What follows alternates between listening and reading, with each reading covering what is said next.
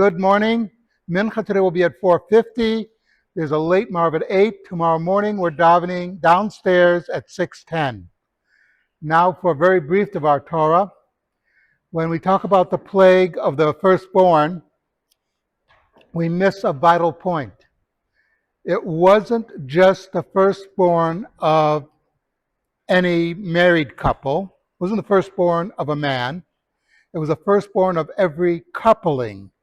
In other words, somebody could have had children with his wife, but then he went and got another woman pregnant who was married to somebody else. So you came home and said, wait a minute, Moshe said it would be the firstborn. 3 of my kids are dead. Have you been seeing anybody? There's something that you should tell me, maybe, to his wife. So it wasn't just his firstborn who died, but his neighbor too, when he found out what was going on, and a few of his neighbors. What this plague was revealing was something very fundamental. The Egyptians looked at themselves as the most cultured people in the world. They were the thing.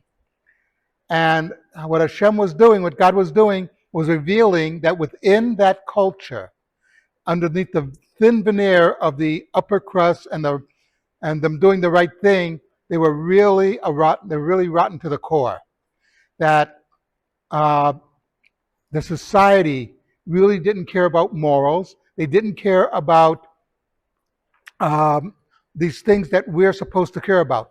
We have to remember that the ancient gods were not interested in morality or ethics.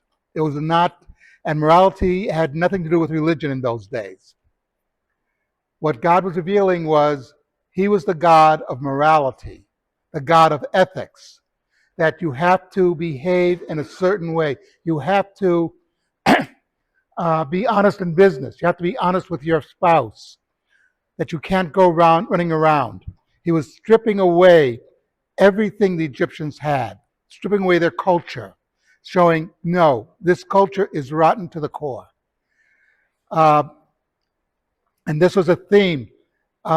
When Moshe says we're going out to worship our God, Paro thought they were just going out for a few days and would come back.